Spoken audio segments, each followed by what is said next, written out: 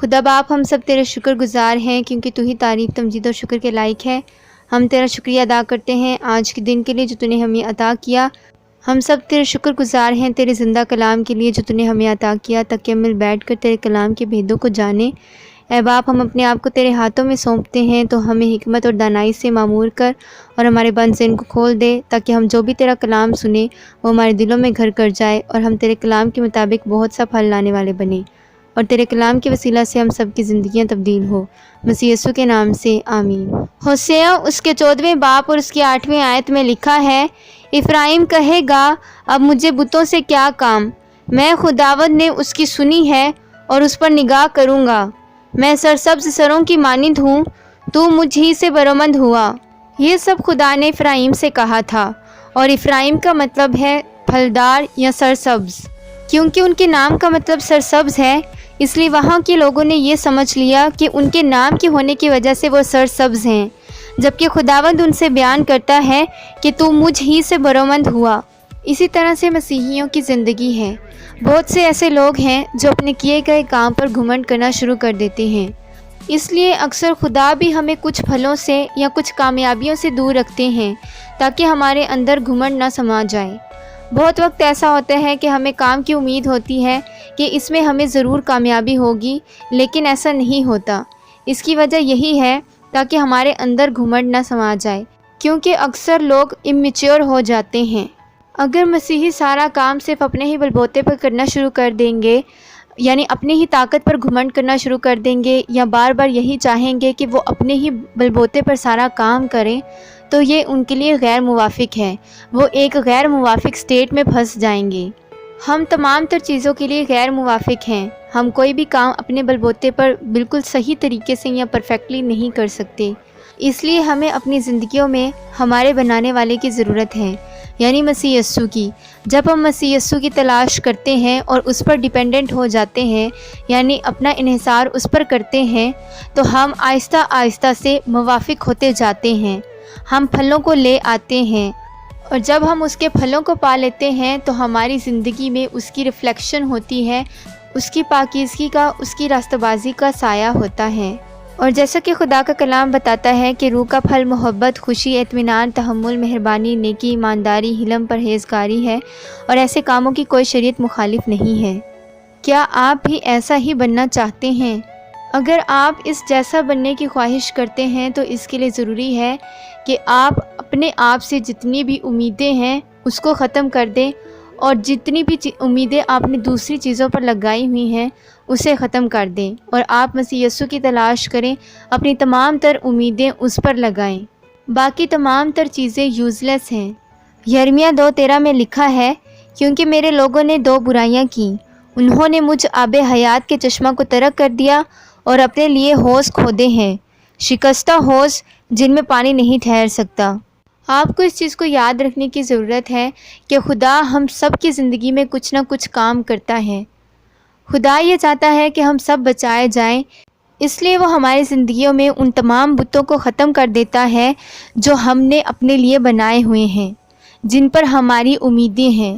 ہمیں ان دنیاوی چیزوں پر امیدیں ختم کر کر یسوع مسیح پر لگانی ہیں، کیونکہ یسوع مسیح ہماری زندگی میں کام کرتا ہے، اور ہمیں یسوع مسیح پر فوکس رہنا ہے کہ وہ کس طرح سے ہماری زندگیوں میں کام کر رہا ہے، پہلے کس طرح سے اپنا کام کر چکا ہے۔ ہمیں صرف مسیح یسوع پر ہی فوکس رہنا ہے۔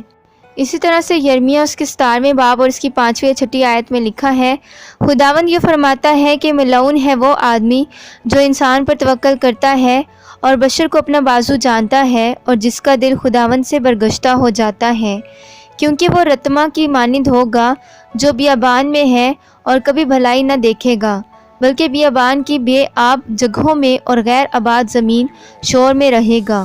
اس آیت میں لفظ بشر استعمال ہوا ہے۔ آپ یسوع مسیح کے علاوہ جس چیز پر بھی امید رکھتے ہیں، جس چیز پر بھی بھروسہ رکھتے ہیں، وہ بشر ہی ہے۔ ہماری زندگیوں میں خدا یہ چاہتا ہے کہ ہم مسیح کی جیسے بنیں۔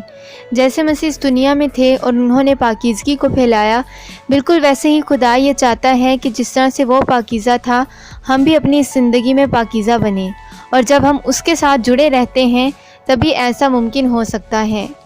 کبھی کبھی آپ بار بار ایک ہی دعا کو دہراتے ہیں اور خدا سے یہ چاہتے ہیں کہ خدا آپ کو وہ عطا کرے، لیکن خدا آپ کو اس سے بہتر چیز دینا چاہتا ہے، اور وہ یہ ہے کہ آپ مسیح کی مانند بنیں۔ خدا آپ کی مدد کرنا چاہتا ہے، لیکن اس کے لیے ضروری ہے کہ آپ اس کے ساتھ جڑے رہیں۔ اگر آپ اس آیت کو پڑھیں، یعنی یوحنا کی انجیل اس کے 15ویں باب اور اس کی 5ویں آیت کو، تو خدا کا کلام کہتا ہے، میں انگور کا درخت ہوں، تم ڈالیاں ہو، جو مجھ میں قائم رہتا ہے اور میں اس میں، وہی بہت پھل لاتا ہے، کیونکہ مجھ سے جدا ہو کر تم کچھ نہیں کر سکتے۔ یعنی اگر آپ روح کے پھل لانا چاہتے ہیں اور آپ یہ چاہتے ہیں کہ آپ مسیح کی مانند بنیں جیسے کہ وہ پاکیزہ تھا، تو اس کے لیے ضروری ہے کہ آپ اس کے ساتھ جڑے رہیں، اور آپ ایسا خدا کے کلام کے ذریعے سے اور دعا کے ذریعے سے کر سکتے ہیں۔ اگر آپ اگلی آیت کو پڑھیں تو خدا کا کلام کہتا ہے، اگر کوئی مجھ میں قائم نہ رہے تو وہ ڈالی کی طرح پھینک دیا جاتا اور سوکھ جاتا ہے، اور لوگ انہیں جمع کر کے آگ میں جھونک دیتے ہیں اور وہ جل جاتی ہے۔ اس آیت سے مراد یہ ہے کہ بہت سے مسیحی ان ڈالیوں کا حصہ تو ہیں، لیکن وہ پھل نہیں لاتے، اور جو پھل نہیں لاتے وہ ڈالی سوکھ جاتی ہے، کیونکہ وہ مسیح سے جدا ہے، اور ان کا انجام جہنم کی آگ ہے، کیونکہ وہ مسیح سے جدا ہے، اور جہاں مسیح نہیں وہاں دکھ اور عذاب ہے۔ اور اگر جو ڈالی جس میں پھل ہیں وہ مسیح کے ساتھ جڑا ہوا ہے، اور وہ مسیح کے ساتھ ہوگا جہاں ابدی اطمینان اور ابدی خوشی ہے۔ اگر آپ یہودا اس کے پہلے باب اور اس کی 12ویں آیت کو پڑھیں تو خدا کا کلام کہتا ہے، یہ تمہاری محبت کی ضیافتوں میں تمہارے ساتھ کھاتے پیتے وقت گویا دریا کی پوشیدہ چٹانیں ہیں، یہ بے دھڑک اپنا پیٹ بھرنے والے چرواہے ہیں، یہ بے پانی کے بادل ہیں جنہیں ہوائیں اڑا لے جاتی ہیں، یہ پتجھڑ کے بے پھل درخت ہیں جو دونوں طرح سے مردہ اور جڑ سے اکھڑے ہوئے ہیں۔ اس آیت سے یہ ظاہر ہوتا ہے کہ بہت سے مسیحی ایسے ہیں جو صرف نام کے مسیحی ہیں۔ وہ آپ کے ساتھ ہر طرح کے فنکشن پر جا سکتے ہیں، وہ آپ کے ساتھ دعاؤں میں جا سکتے ہیں، عبادات اٹینڈ کر سکتے ہیں، لیکن وہ صرف اپنے بارے میں سوچتے ہیں، جیسا کہ خدا کا کلام کہتا ہے، یہ بے دھڑک اپنا پیٹ بھرنے والے چرواہے ہیں۔ وہ صرف اپنے بارے میں سوچتے ہیں، وہ مسیح سے محبت نہیں رکھتے، اور اس لیے وہ عبادات میں اس لیے شریک نہیں ہوتے کیونکہ انہیں مسیح سے محبت ہے، بلکہ وہ اپنے لیے جاتے ہیں تاکہ لوگ انہیں عبادت گزار جانیں۔ اگر آپ حزقیل 19:12 کو پڑھیں تو خدا کا کلام کہتا ہے، لیکن وہ غضب سے اکھاڑ کر زمین پر گرائی گئی، اور پوربی ہوا نے اس کا پھل خشک کر ڈالا، اور اس کی مضبوط ڈالیاں توڑی گئیں اور سوکھ گئیں اور آگ سے بھسم ہوئیں۔